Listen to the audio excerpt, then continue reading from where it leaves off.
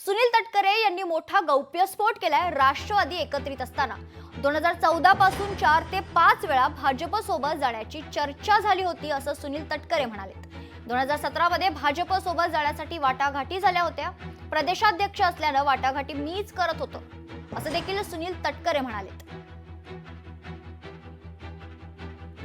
2014 सालापासून किमान 4 ते 5 वेळेला भारतीय जनता पक्षाबरोबर सरकारमध्ये जाण्याची चर्चा झाली होती।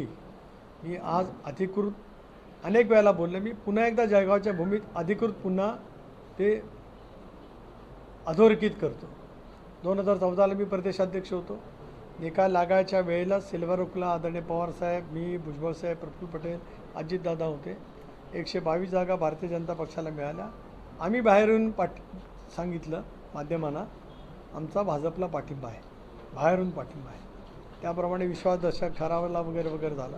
16-17मध्ये राष्ट्रवादी काँग्रेस पक्ष सरकारमध्ये जाण्याच्या सगळ्या चर्चा, सगळे सुपास्कार, लोकसभेच्या जागेच्या वाटपशी झालं होतं, कारण मी प्रदेशाध्यक्ष होतो, मी ती वाटाघाटी करत होतो। भारतीय जनता पक्षाच्या केंद्रीय नेतृत्वाने स्वच्छ सांगितलं की शिवसेना आत राहील, तुम्ही येत असेल तर तुमचं स्वागत आहे। सरकारमध्ये जाण्याची चर्चा दोन्ही बाजूनी चालू होती, भारतीय जनता पक्षाबरोबर पण सुरू होती, पण ती मटेरियलाइज न होता महाविकास आघाडी स्थापन झाली।